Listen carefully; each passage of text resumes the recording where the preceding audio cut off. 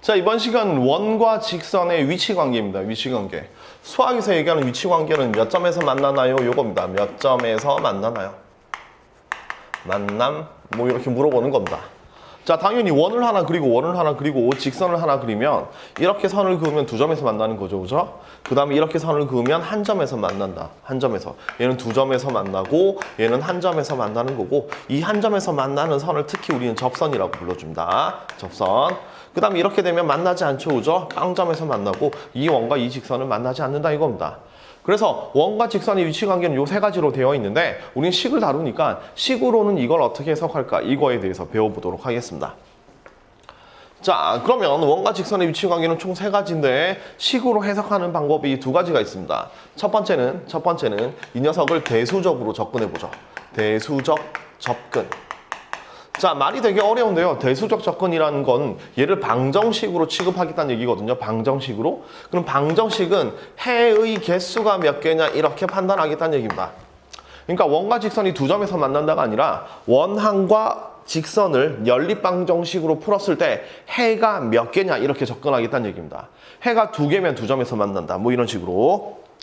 자, 예를 들어 보죠. 대수적 접근. 자, x제곱 더하기 y제곱은 1이라는 원이 있고요. 1이라는 원이 있고 그 다음에 직선 y는 x 플러스 k라는 직선이 있습니다. 이렇게 됐을 때 이 녀석과 얘가 서로 다른 두 점에서 만난다. 서로 다른 두 점에서 만나게 되는 뭐 k의 범위를 구하세요. 뭐 이런 얘기입니다.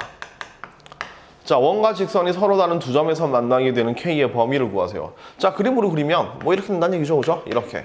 그럼 우리 이 교점을 구하기 위해서는 도형, 어떤 방정식의 교점을 구하기 위해서는 당연히 연립방정식을 풀어야 되니까 이 녀석의 접근 방법은 연립방정식의 해가 두 개다라고 접근하는 겁니다. 연립방정식의 해가 두 개다.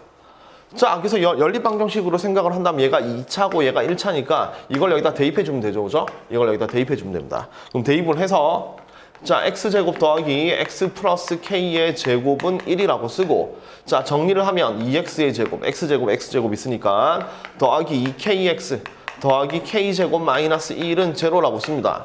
자, 그럼 이렇게 요걸 대입해서 만든 2차 방정식에 근이 두 개 있으면 되겠죠. 서로 다른 두 점에서 만나니까. 따라서 요 녀석의 판별식 D, 4분의 D를 쓰면 판별식 D는 K제곱 빼기 A씨니까 2K의 제곱 플러스 2가 0보다 크다. 이렇게 풀어주면 되는 거죠. 그럼 요거 넘기면 자, K제곱이 2보다 작거나 같다. 이렇게 만들어지기 때문에 결국 마이너스 루트 2부터 K는 루트 2까지 이렇게 만들어지는 겁니다. 심플하죠? 그죠? 이렇게 만들어집니다. 자, 따라서 대수적 접근.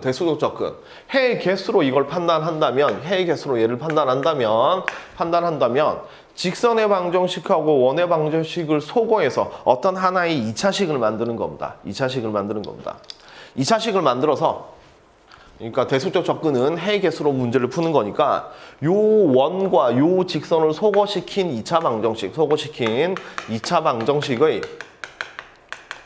방정식의 판별식 D가 0보다 크면 두 점에서 만나는 거고 D가 0이면 한 점에서 만나는 거고 D가 0보다 작으면 만나지 않는다. 빵점에서 만난다. 이렇게 생각할 수 있다. 이런 얘기죠. 그래서 직선을 원에 대입해서 만든 방정식의 해 개수로 이렇게 판단한다. 이렇게 생각하시면 됩니다. 자, 하지만 보통 이렇게 접근을 안 합니다. 이렇게 접근을 하지 않고 두 번째 기하적으로 접근합니다. 기하적 접근. 원은 기하적 접근을 훨씬 더 많이 씁니다. 자, 기하적 접근이란 건 뭐냐면 원과 직선이 두 점에서 만나기 위해서는 원의 중심에서 직선까지의 거리가 이게 반지름이죠. 그죠? 반지름보다 더 작아야 된다. 이렇게 해석을 한다는 얘기입니다. 그러니까 기하적 접근은 원의 중심에서 직선까지의 거리와 그 다음에 반지름 R의 관계로 몇 점에서 만나는지를 예측해 보자 이런 얘기거든요. 자, 요 경우에 두 점에서 만나려면 거리가 반지름보다 더 짧아야 됩니다. 그죠? 거리가 반지름보다 더 짧아야 됩니다. 자, 만약에 이렇게 거리랑 반지름이 서로 같다면 접하게 되는 거죠. 그죠? D랑 R이 같으면 접하게 되는 거고요. 그러니까 거리가 반지름보다 작으면 두 점에서 만나는 거고 거리랑 반지름이 같으면 접하는 거고 이 바깥에 거리가 반지름보다 크면 만나지 않는 겁니다.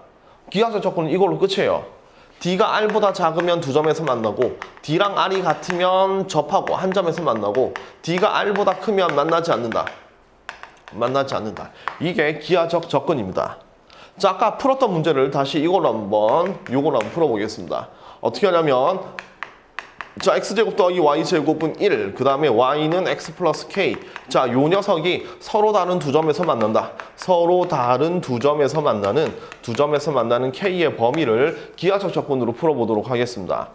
자, 그럼 이 원의 중심 0,0에서 이 직선, 거리 d를 쓸 거니까 이 직선을 당연히 일반형으로 바꿔야 되겠죠, 그죠? 그래서 y를 넘겨서 x-y 플러스 k는 제로라고 만든 다음에 요 점에서 여기까지의 거리를 계산하면 자, 루트 1의 제곱 해서 2 이렇게 되겠죠, 그죠? 00 대입하면 절대값 k가 되는 겁니다, 그죠? 얘가 반지름인 1보다 작다 이렇게 풀어주면 되는 겁니다. 반지름인 1보다 작다. 그럼 얘가 이렇게 넘어가게 되면 절대값 k가 루트 2보다 작기 때문에 따라서 답은 마이너스 루트 2부터 루트 2까지 이렇게 풀 수 있는 겁니다. 이렇게. 아까랑 답이 똑같죠?